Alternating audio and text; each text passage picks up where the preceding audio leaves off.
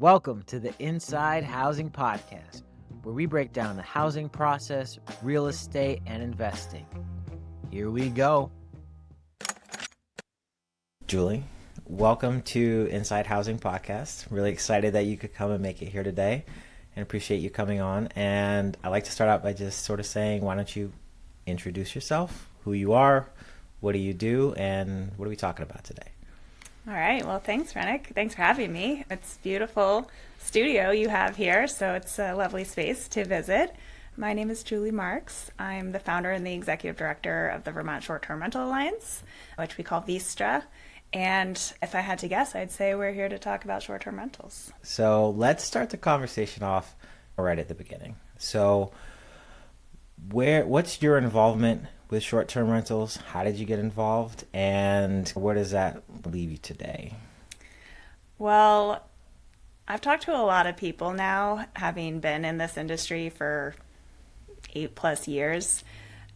And I would say that I'm pretty normal in that I didn't end up in short-term rentals on purpose. My pathway into this job and into this world really started with trying to support myself as I was hoping to and trying to put effort into a different type of business for myself. And hosting and hospitality and real estate in general have kind of been always a natural part of my family life and circle. My father was a landlord. My mother ran a bed and breakfast. I worked as a leasing agent part-time while I was in grad school out in Seattle. Just kind of always had that in the background. And my husband and I moved back to Vermont, had some spare space in our home, started renting out that room to pay the bills while I was building a business that ultimately didn't go anywhere. But the act of renting and hosting and creating a welcoming space and guiding people through their experience in Vermont just landed as something that felt really fun and magical and was highly in demand and sought after. So it came easily in a lot of different ways, and I've just built on that and love it. Do you have just a couple of rental properties or Airbnbs or kind of like a mixed-use space? So over time, I've kind of invested in more real estate as, again, my husband and I ventured into this world of hosting at our home and on our homestead. We built an ADU in our backyard that we offer as a short-term rental and a kind of a medium term. And then we also use it for friends and family throughout the year as well. You say short-term rentals, you mean like Airbnb or just like vacation? So, okay, we're going to set this clear really up front here. Go ahead. Airbnb is not a short-term rental. It's not? No. Okay. Airbnb is a marketing platform by which you can advertise real estate for rent. Okay. So I feel like that's a term that gets thrown in all the time, and they're very different. I have to tell you, one of the craziest things I've heard from lawmakers in the state of Vermont was the statement that I cannot get rid of out of my head, and I hear it over and over again in so many different ways. And that statement was, it's not that I have a problem with short-term rentals. It's the Airbnbs I don't like. So conflating the platform and the actual thing. Yes, that fundamentally doesn't make sense in reality and just communicates to me that the misunderstanding of this marketplace is just huge. So to set us off on the same foot, Okay. Airbnb is what we call an OTA, an online travel agency. Okay. Think about Travelocity or Expedia, VRBO.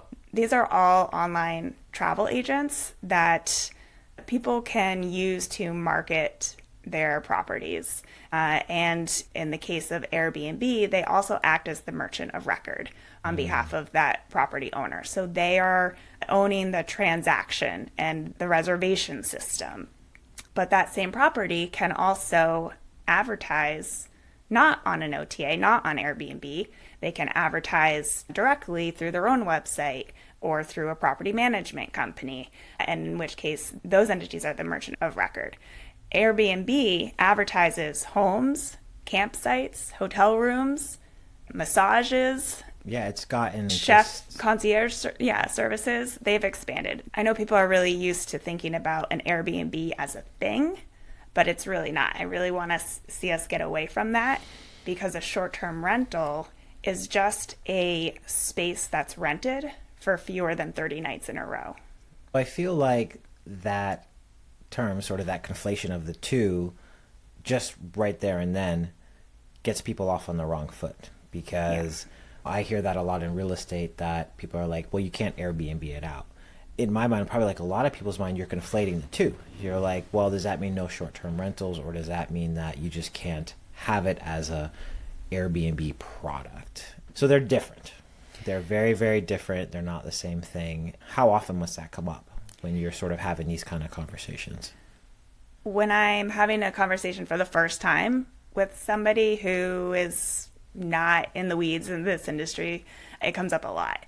The other addition to kind of that clarifier that I want to make with Airbnb and what is on Airbnb and what's not, Airbnb has become increasingly a common source of long-term rental marketing and rental transactions as well. I think 1 in 5 these days of the transactions that happen on Airbnb are for a rental that's for a month or longer. Really? I didn't know that was changing like that. Mm-hmm.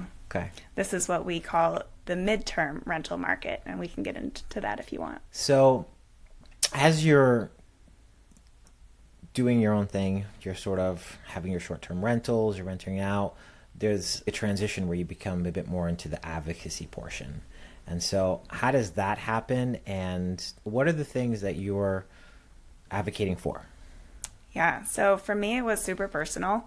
I was kind of forced into it by the feeling of injustice and feeling like everything that I had just been working towards, invested everything that I have, both financial resources, but literally sweat, blood, and tears into, was banking my future on, suddenly got brought up in a city council meeting as if it was, no concern to anybody and about to be stripped away from me without what I felt was a just reason.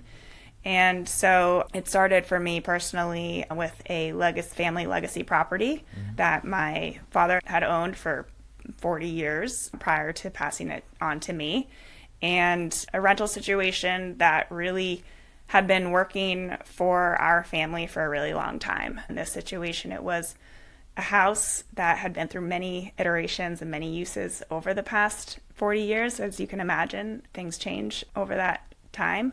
But in that moment, I was managing that property as a triplex with 2 long-term tenants and a studio apartment as a short-term rental that, one, we built the addition as a family on that property as an extension to my mother's bed and breakfast. So it was built and designed as literally a hotel room with a mini fridge built into the wall, 300 square foot max space, like no storage whatsoever. And it was a landing ground for my brother, too, who was living out of state and coming back and forth. And it was a fun place where my husband and I would use when we wanted to come into town and go to the beer festival and stay out late and not drive home. So we had lots of enjoyable and necessary uses for this property. And right as we had just set up and started to finally run operations smoothly, a proposal was introduced by the city council to effectively push people in my situation out of the market. Can I ask what city it was? Burlington. Burlington. Yeah, so this had to be, around 2018 time frame? Yes, 2019 was when I got involved. And then that process lasted well over 2 years through the pandemic, through all the remote meetings and debates. And I am just the type of person that if I feel personally wronged or attacked, I'm not going to just stay quiet. The other trigger was some news media that came out around that time during the stay home, stay safe orders. And it was accusing short-term rental owners of violating the COVID protocols. And I was very offended by that accusation because it was not true in my case and in the cases I knew from all the hosts I'd been meeting through the Burlington situation, which formed a coalition of local hosts in that community. So let's get into that a bit, because most people, everyone, I think, is at the point in Vermont where they recognize we have a housing crisis. right? Like it comes up in multiple episodes I do where it's one of three things are going on in Vermont, where it's a lack of housing and we have an affordability issue, and then there's, people and talent leaving the state. And during that housing conversation, there's constantly talk of second homeowners, right? And I feel like a lot of people assume that the out-of-stater or like a larger corporation that has multiple units, they're not in the state, or they come here, and that's a whole other part of it, which is people not from the state who own property in Vermont. But it feels like it's lost the amount of Vermonters who they live in Vermont and they have second properties that they rent out, or they have short-term or long-term rentals, and that's also how they support themselves. And it's keeping business in Vermont, it's supporting Vermont, and it feels like they get left out of the conversation. It sounds like that's the perspective that you kind of have, which is there's actually a lot of benefit here, and we shouldn't be making things harder and harder for people to be able to do this. Yeah, I mean, there's a lot there. You just said, let's start with the housing crisis. Let's start there. We're going to solve it today, right? It's being solved. I feel like that doesn't get celebrated enough, but that's a different topic. Let me ask you this. Was there a housing crisis in 2018? I believe it had started, yes. We weren't calling it, though. We weren't. We weren't calling it a housing crisis. The real estate market was pretty consistent with what it had been.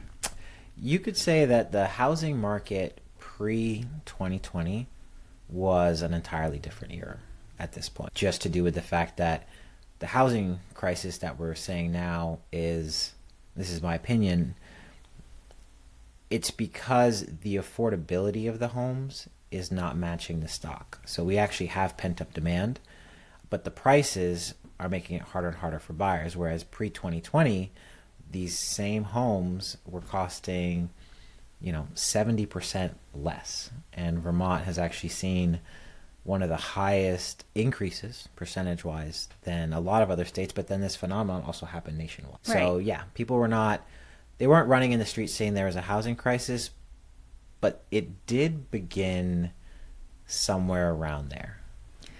So the other thing to remember, I think that's important, especially when we talk about Vermont and our second home landscape. Vermont's housing stock was 15% second homes in 1970. Really? It's 15% second homes today. That hasn't changed. So that hasn't changed? That hasn't changed. Okay. You've seen some ups and downs, fluctuations over the year between 13 and 18, 19%. But when you look at the long-term trend, that's been a constant in the makeup of how Vermont's housing stock is being used. I do agree with you that what happened in 2020 with the pandemic was that it created a pressure bubble on markets, especially ones like Vermont, that felt safe and that had those second homes available that were sitting empty for people to occupy. So we did see this surge in demand during that, when people were escaping the cities and they were moving into their second homes, or they were for the first time thinking, crap, I need a second home. I need somewhere in Vermont to escape to right now. So I'm going to buy up what I can with my New York City salary. And that happened. The hotels closed down. They got forced to shut. People still wanted to travel and get together in their little nuclear pods or whatever we called it. And the only safe way you could do that was to rent a home together and gather in your little pod. And so it created this surge in demand. So we all know what happens when that happens. Then supply quickly catches up, and then markets tend to, level out, figure themselves out. And that's where we are now with short-term rentals. We've seen the number of short-term rentals plateau over the past couple of years now. And I think, too, what's one of the missing pieces of data and information that we don't have is where those short-term rentals came from. There's some national census level data that shows that more kind of legacy vacation homes are where short-term rentals are coming from. So you think, say someone like me in their 40s knows like Grandpa Joe has this big old home sitting empty that doesn't know what to do with. He doesn't spend any time there. He's in Florida. Also is not super internet savvy. I say, hey, Grandpa Joe, I can short-term rent your home for you. So we have a lot of kind of takeover or conversion of vacation homes into vacation rentals happening a lot, but we don't really know. But we do know that our housing stock also has not really changed until the past couple of years where there's been a major push.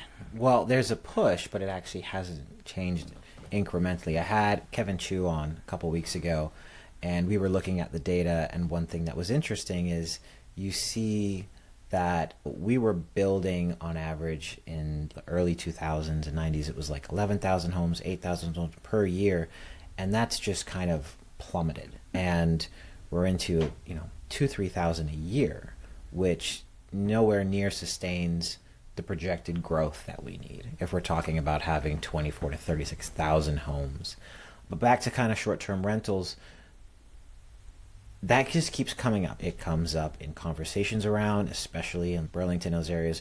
There seems to be a sentiment that if we just eliminate second home ownership or decrease it even more, it's going to open up all this housing stock. Do you agree with that? Or do you think that no, that's not going to...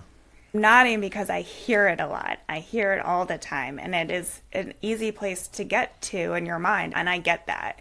Anybody who works in housing knows how convoluted and complex this market is. It's not just black and white. It's not just even 4 or 5 factors. It's 17 factors all at once.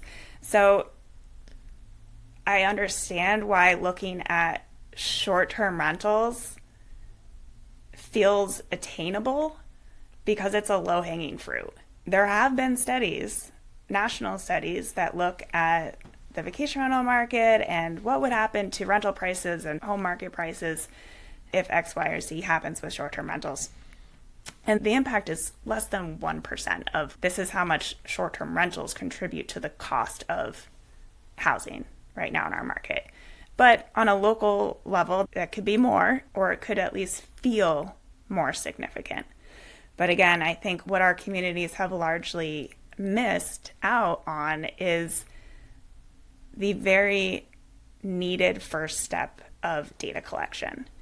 Because if we actually looked at the data, we would probably find ourselves headed in a different direction to find a solution to a problem. I think what I observe is a lot of communities starting to talk about short-term rentals without ever having truly understood the problem that they're trying to solve. So what do you think the problem is that people are trying to solve, and what do you think are some of the paths that are being floated out there or proposed that are not working towards that goal? Well, let me give you an example or a hypothetical. So say a community really wants to invite more long-term rentals online. And the advantage of that would be? Attracting a different demographic into their community, both in age and family size and income, etc. And perhaps they are seeing absolute numbers of short-term rentals in their community skyrocket. So that's the hypothetical. That's the hypothetical. That's all they see. They have this want, but all they see is short-term rentals going up and up. Well, what would you do? We would immediately assume that short-term rentals must be the reason why there are no long-term rentals. Or there's not enough housing to buy, right? That's another conclusion. And so what is then the theoretical policy that they're trying to implement to solve that? And then what's the detriment?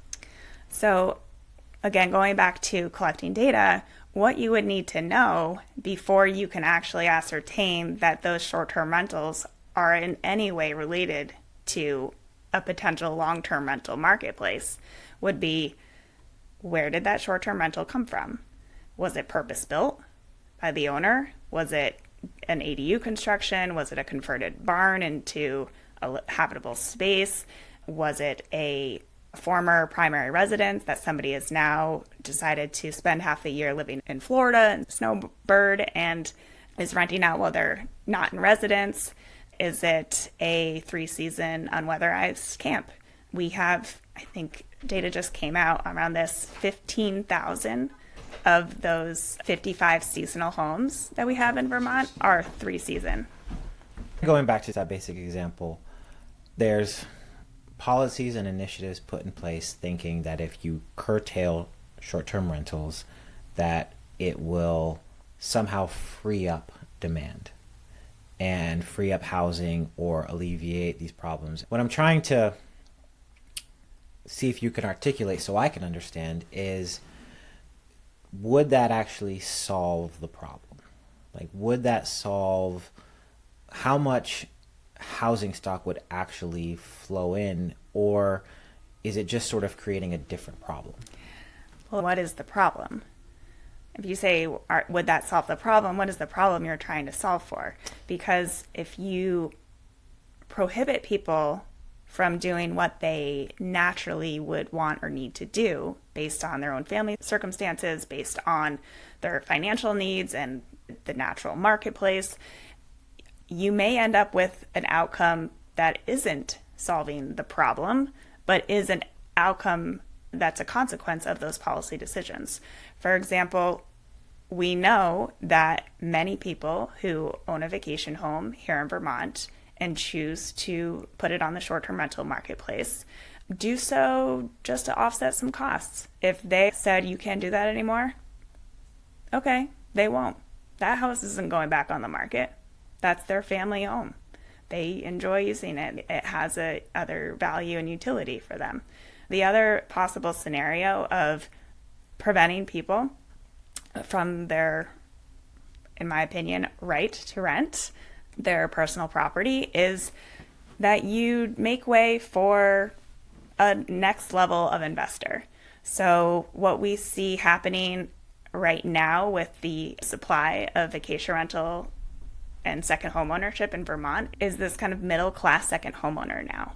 The ability to rent easily, the accessibility that platforms like Airbnb and Vrbo and others have made it possible for the average Joe, you and me, to become a property manager essentially overnight, has opened up the opportunity to become a second homeowner for millions and millions of middle class people who otherwise could never have done that, achieved that, because before owning a second home was only for the super rich because there was no offsetting your costs with vacation rental management. It wasn't as common or as easy. So we have now all of these people achieving this dream of second home ownership and building, generational wealth in their family, often for the very first time.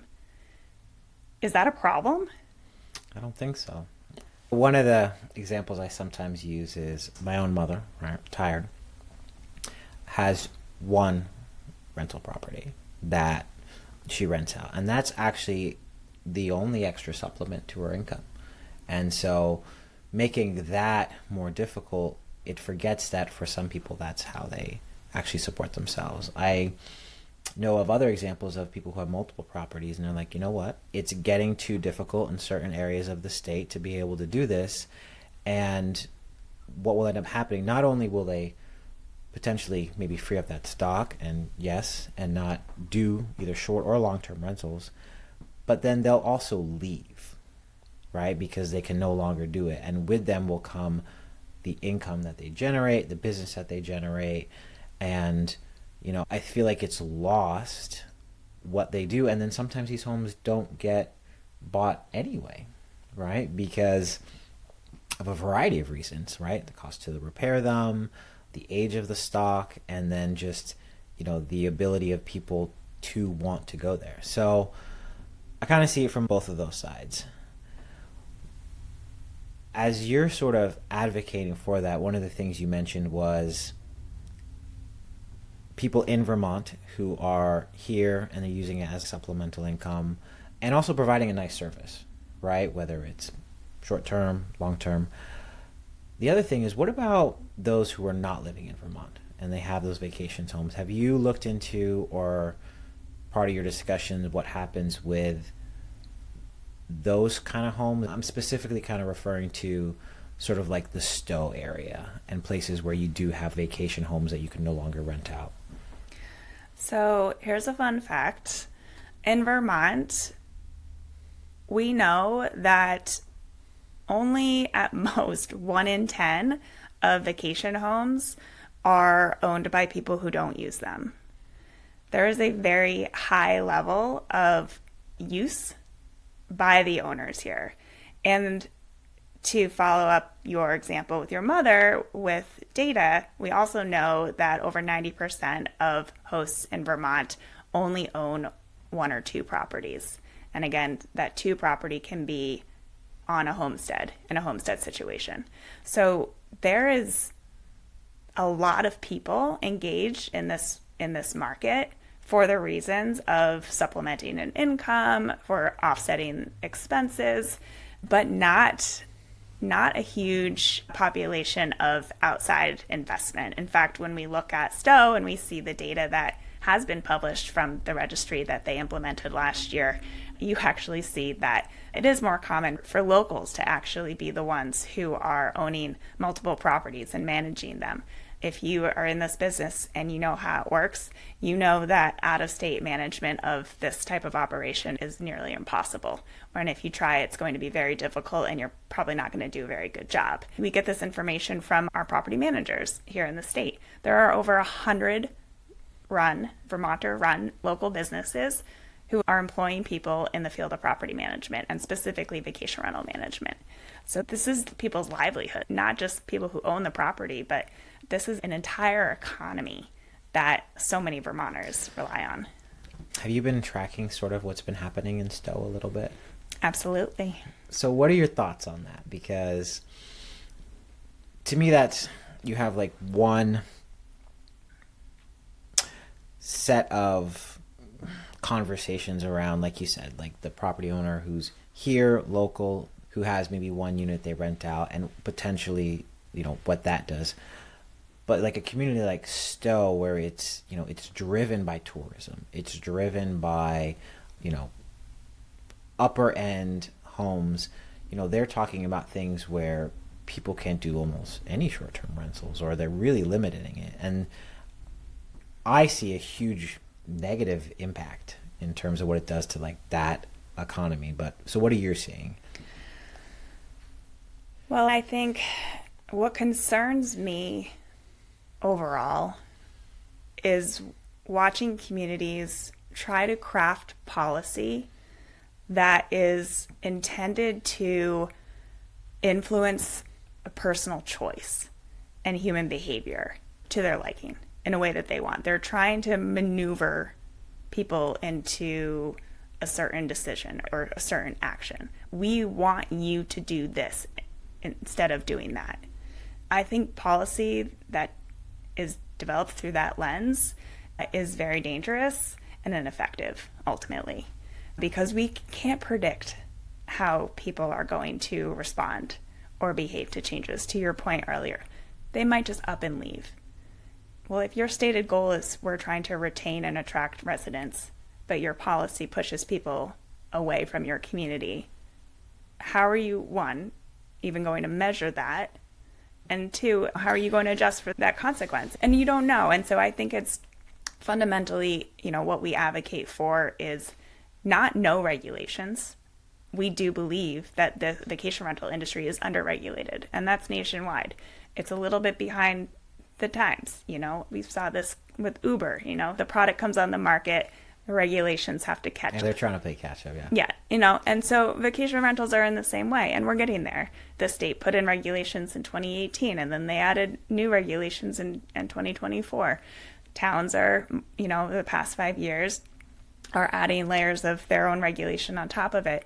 Where we advocate against is when those regulations cross into interfering with people's free choice and ability to use their property the way they want and to have that flexibility and security so that they can plan their future. What policies right now, or maybe even the legislator, is your advocacy group watching the most right now?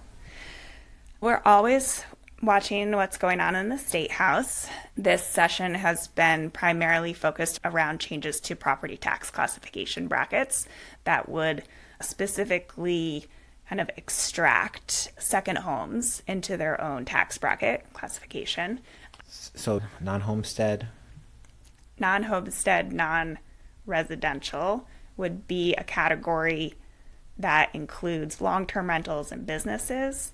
And then non-homestead residential, I believe, is the category that would basically be everything else, meaning second homes. So right now there's some policies that are out there that really just trying to remove second home ownership into its own tax category.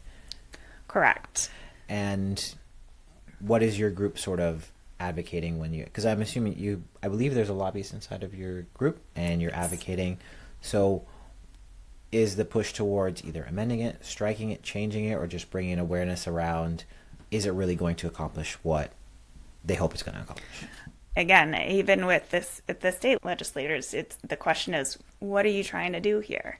Is your purpose to generate revenue for the state, or is your purpose to influence the housing market? Those are very different outcomes. And often if you do one, aka influence the housing market to get more properties into a lower tax bracket, then you're probably not raising revenue. So hopefully that's not your goal here. Again, they're making predictions about people's choices, trying to influence people's choices without really knowing what is going to happen. And then again, the question is, how do we measure even what did happen? We have no baseline data. With the property tax issue, our question is, well, what are you trying to do? And then, our next questions are, well, what about homesteaders? Right now, on your homestead declaration, if you rent a portion of your home or your property, you have to declare it. And then that portion of your homestead gets taxed at the commercial rate. And so this new proposal would not only put that part of your homestead rental into the second highest, it would go to the top highest as a short-term rental. And most people who do that on site are just trying to offset their property taxes. Property tax is like an annual assessment that you get for the entire year, regardless of if you're renting out for 15 nights, for 50 nights, or 200 nights a year, right? So it really impacts people who are just very occasionally operating a short-term rental, offering a short-term rental to offset some expenses. How do you feel and can you say the name of your advocacy group again? VTSRA. VTSRA. And what does that stand for? It stands for the Vermont Short-Term Rental Alliance. How do you feel, are you making some headway in terms of either getting different things passed or changing language or just more of an awareness around this issue? I think we are. Like with anything, change is slow.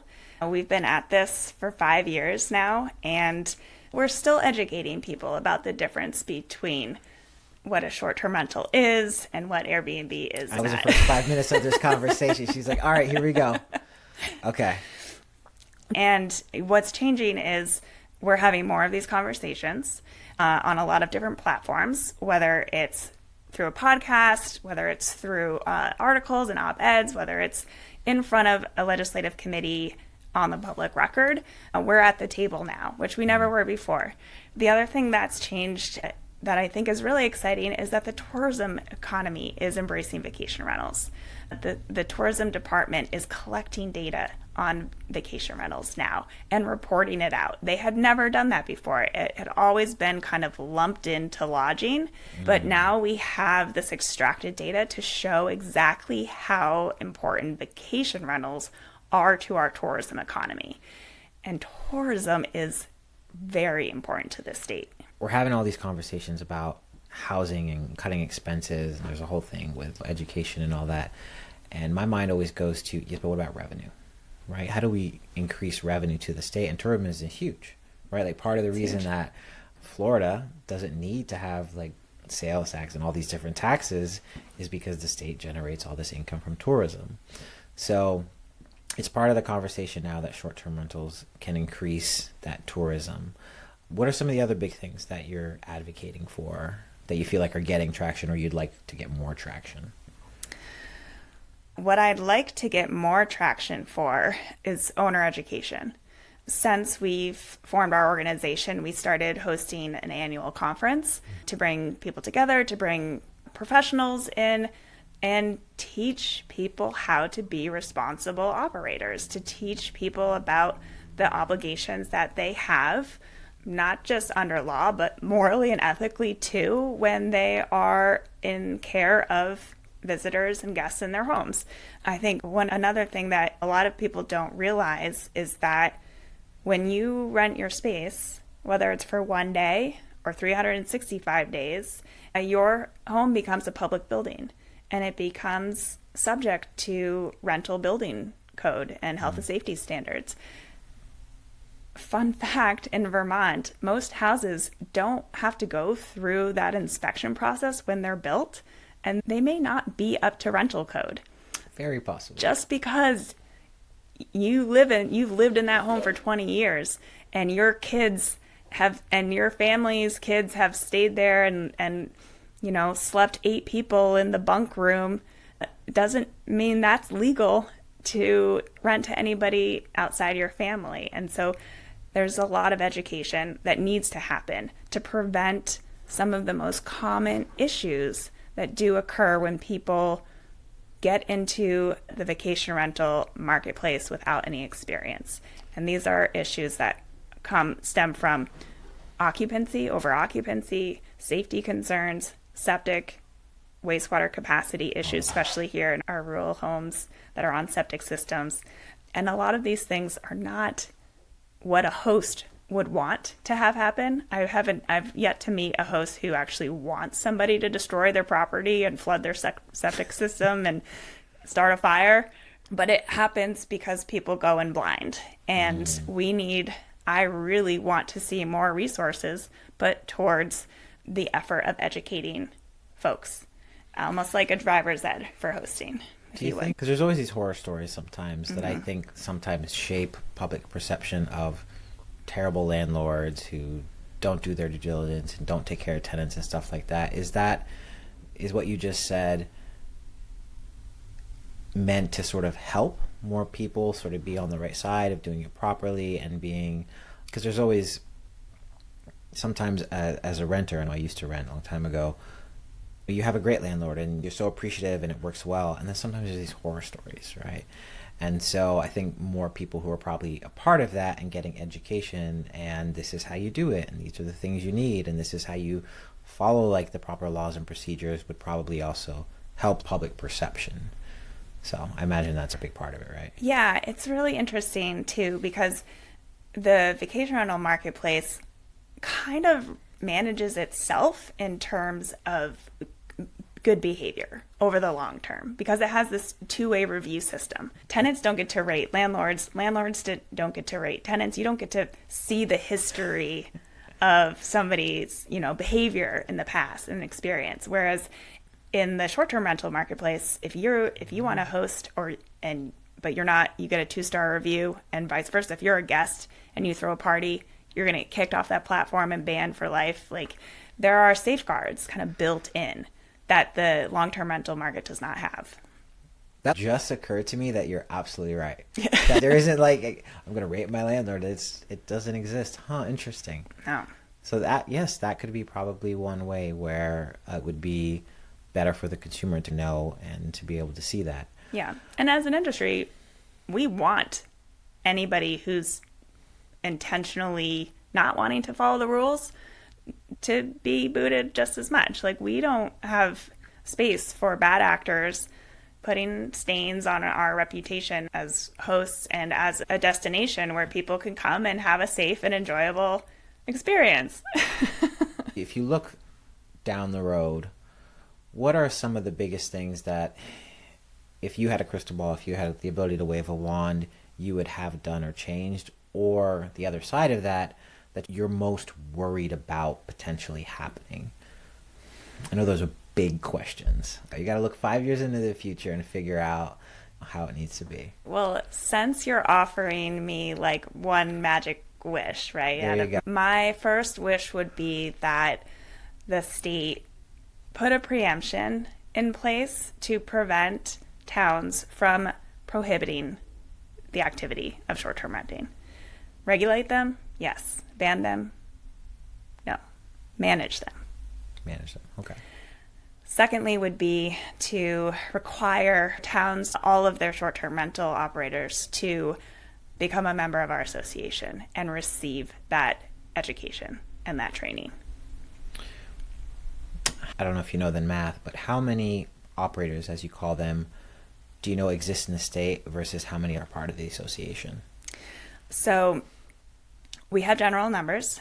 We know how many short-term rental units there are. We know approximately the owner distribution, 80-90% owning 1 to 2. So we can kind of back calculate, estimate that might, out of the 15,000 short-term rentals that operate at any given time throughout this year in Vermont, might be tied to 80% of that, I don't know, 12,000, 10,000 owners. Okay. How many of those are Vermont residents versus out of state? Generally, the information that we have indicates that it's about 50-50. Mm-hmm. So then we're looking at maybe there's 5,000 resident operators. Currently, our membership stands at about 350. That includes both homeowners and property management companies. Some of the property management companies represent hundreds of units. So overall, our membership represents about a third of the units. That's a long-winded answer. No, but that makes sense. It makes sense to sort of do the math kind of backwards and get at that. And that's 30%. But when was it founded? 5 years ago. So that's a pretty good percentage in a very short period of time. Thank you. Well, I have high expectations, and I would like to be moving faster. I think awareness is really key.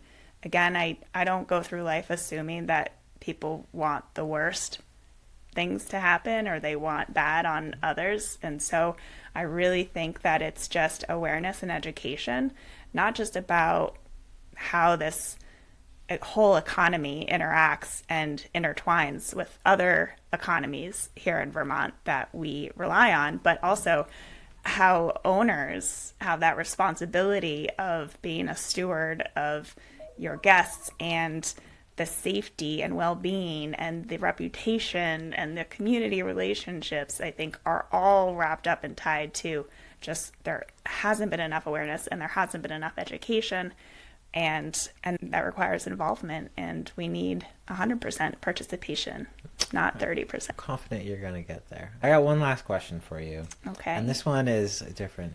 So I read that you have a master's in garden science. Is that correct? I have a master's in environmental health science, but I also completed my master gardener. I'm a master gardener certified through the UVM extension program as well. Okay. So I was curious about what is a master gardener? Like I saw that and I said, I need to understand what that is. A master gardener is somebody who signs up to take I think it was like a 6 or 8 month course on all things gardening, and then volunteers some time to either participate in community gardening projects or, in my case, I filled my volunteer hours working at the Burlington Farmers Market and answering people's questions about gardening. Okay. So what's the number one thing people get wrong with gardening? Well, there's so many aspects of gardening. The first thing that comes to mind right now, because we're in spring and people are mulching, is people overmulch their poor trees and bushes and shrubs. You really want to expose the flare, which is the bottom part of the tree that hits the ground, that kind of like naturally like flares out.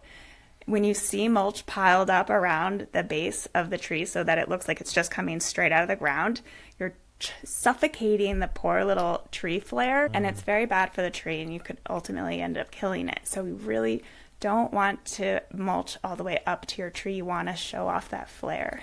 Got it. All right, I'm going to have you back just to talk about gardening. Okay, we can talk about gardening. Your excitement just went way up, and I was like, got it. Oh yeah, and then we can talk about toxins and consumer products too. Those might be a couple more episodes. Okay. Well, Julie, I really appreciate you coming in today. I feel like I learned a lot. Where, if anybody wants to get information about what you do, can they go? I'll also put this in the... Yeah, I hope people want to learn more. That's what we're here for. Really look at us as a resource. That's what we aim to be for anyone. So start at our website, VTSRA, and people can email me directly. Any way you get through that website will ultimately land at me, but I am at director@VTSRA.org, and you can find me on LinkedIn, Facebook, Instagram. Wow. Oof. We're all there now, one way or another. Thank you so much for coming in today. I really appreciate it. Thanks for having this conversation. It's been fun. All right. Thanks.